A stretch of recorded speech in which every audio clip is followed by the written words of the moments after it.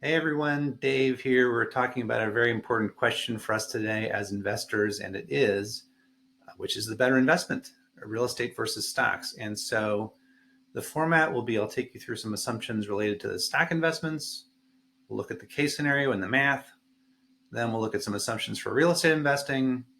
Again, do some math in the case study. We'll compare the two, and then we'll look at ways to improve the returns of either stocks or real estate, and look at that as a final comparison. So let's look at our assumptions for investing in stocks. Let's say we've got $100,000 to invest initially. We're going to do so for 10 years.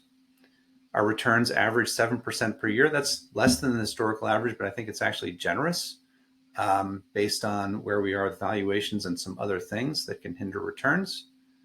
And then long-term capital gains, let's assume those are at 15%. So if we flip over to our spreadsheet, and we're going to look at the relatively simple scenario of investing in stocks, we've got that $100,000 going out the door. And when you see blue in the spreadsheets, that's when money is going out the door. And then we'll sum that all up later. Again, here's our assumption: 7% return, 10% term, 15% capital gains. So here's our table showing that. First year, we're showing that $7,000 gain, but of course that's compounding over time. And so at the end, we're happy. We've got $196,715. Less our original basis is $96,700 or so. We're going to pay those capital gains.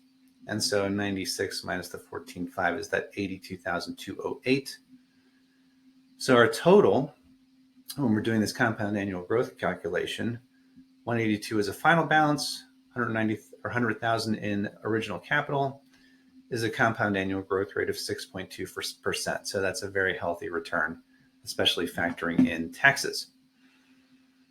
So let's go back to our presentation and let's look at real estate and what we're going to assume there. So we'll buy a property for $100,000, but we'll only have 20% or 20,000 going out the door initially, or 20% for a down payment, and then 4,500 going out the door in closing costs, a 30-year loan at 7% interest. And so other key assumptions that affect the math: our net monthly cash flow will be zero, so we're not going to make any money in terms of cash flow. So if we're taking in $1,000 in rent, our monthly expenses in the mortgage will also equal $1,000, so we'll have zero coming in.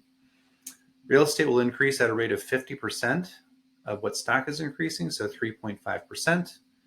We'll depreciate the building over 27 and a half years. You'll see the math there. And let's assume your marginal tax rate is 24%. So let's go back to our spreadsheet, and I hid some columns so as not to distract myself. So let's unhide those.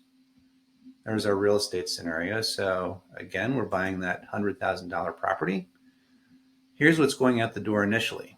So 4,500 going out the door at closing costs, 20,000 going out the door in down payment.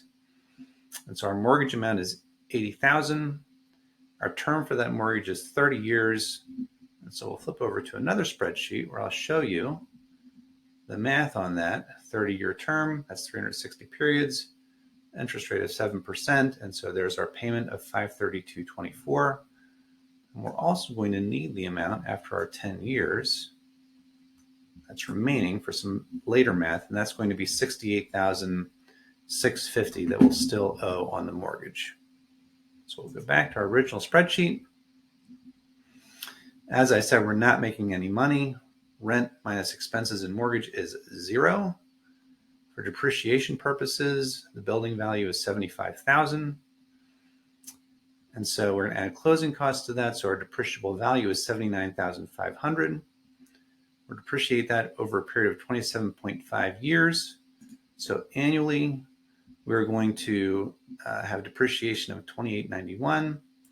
Our total depreciation is $28,909 for the 10 years. And if our marginal tax rate is 24%, we're going to avoid taxes of $6,938. Now, explaining depreciation recapture is beyond the scope of this video. We're going to be here too long, but suffice to say, you look at your total depreciation, the maximum you're going to pay is 25%. So your depreciation recapture is $72.27. So we show that in yellow. That's going out the door. Tax avoidance is coming to you. Let's assume the property only appreciates at 3.5%. So from 100,000, 3.5% a year at the end of 10 years will be $141,000, $141,060. Got some math in here on what you actually will walk away from the settlement table, assuming you're going to pay the mortgage balance. You're going to pay that off. You've got closing costs that are about 2% in Pennsylvania. You're going to pay the realtor 6%. So you're going to walk away from the table with a check for $61,125. That's money in the door. Capital gains, again, this is a big calculation because it is affected by depreciation recapture. Just to suffice it to say that based on what you're walking away from, you're going to pay capital gains of $87.36. That's in yellow. And so when we put all this together of your sale proceeds plus the tax that you avoided, minus your capital gains taxes, which is right here, minus the depreciation recapture, your interim profit on the real estate is $52,100. And you're saying, Dave, that's not very good versus stocks. But we have to realize is you recall up here that initially all 100,000 went out the door to stocks versus 24,500 went out the door to real estate. So we've got, let's see here, 75,500 that we can still invest in stocks. So let's do so at the 7% rate. And we're going to have the gains of 7%. We're going to get up to 148,000 on that initial 75,500. Final proceeds, when you add it all together, are 137,567. And we'll add our real estate proceeds or profit that we calculated up here, minus our original capital, is a grand total of 89,667. Our compound annual growth rate is 6.6%. And so for me, I'm going to say those are basically equal, right? I mean, 6.2, 6.6 really doesn't matter. So in this instance, they're basically equal, right? Now, let's look at what could boost stock returns, okay? So right now we're clocking it at 7%. We could have better timing, certainly. Let's say we're at the end of a major correction in the market, 40% or so. So of course, we're probably going to do better than that going forward. But sadly, most fund managers do not beat the market. Only 26% of large cap funds beat the S&P 500 over a 10-year period. That's been historically true, and that you have to pay people to manage the fund. They're moving stuff around, and so they, in general, do not beat the S&P 500.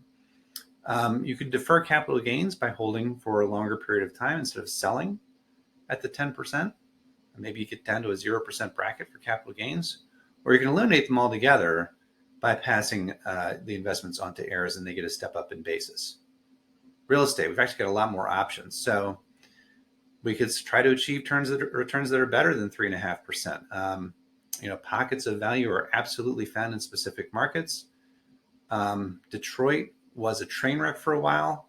It has now done real well over the last 10 years, 89.7%. Which is a 6.6% per year increase. But to get this, you may need to be willing to invest outside your local area.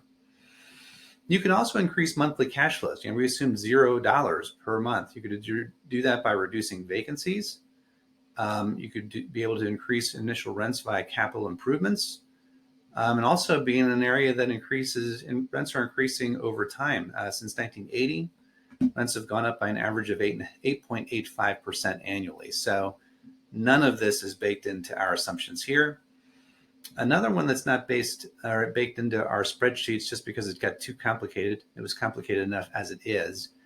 The tax benefits you're getting from depreciation are being realized all along the way, not realized at the end. And that helps you from a cash flow standpoint because that money could be put to use elsewhere.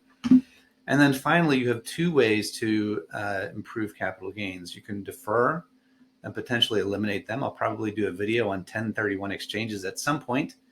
And you can eliminate them altogether the same way that you did with stocks by passing them along to heirs. So that is it. I appreciate you watching today. And if you have questions, feel free to reach out by email. Take care.